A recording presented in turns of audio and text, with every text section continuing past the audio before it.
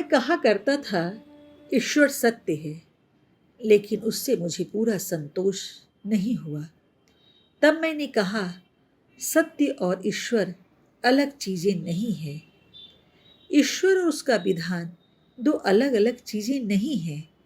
ईश्वर का विधान ईश्वर ही है। उसको समझने के लिए मनुष्य को गहन प्रार्थना करनी पड़ती है और ईश्वर में लीन होना पड़ता है।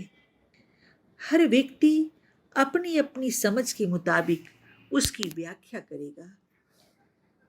जहाँ तक मनुष्य और ईश्वर के संबंध का ताल्लुक है, मनुष्य दो हाथ और दो पैर होने की वजह से मनुष्य नहीं बन सकता।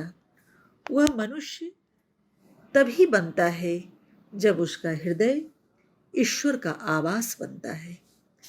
जब तक हमें यह प्रतीति नहीं होती कि शरीर ईश्वर का आवास है, तब तक हम मनुष्य नहीं हैं। जिंदगी मजा करने के लिए नहीं, बल्कि कर्ता को पहचानने के लिए और जगत की सेवा के लिए है। मनुष्य अपूर्ण होने पर भी पूर्ण होने का प्रयत्न करता रहता है, इसलिए वह विचार की तरंगों में पड़ता है। और जिस प्रकार बच्चा चलने का प्रयत्न करता है, गिरता है और फिर खड़ा होता है, मनुष्य भी उसी प्रकार करता है। यदि हम उसे बुद्धि की दृष्टि से चंद महीनों का बच्चा कहें, तो ब्रह्मा के काल के पैमाने से देखते हुए इसमें कोई अतिशक्ति नहीं होगी, बल्कि यह शुद्ध सत्य ही होगा। यह सब मनुष्य तो अपनी भाषा में ही व्यक्त कर सकता है।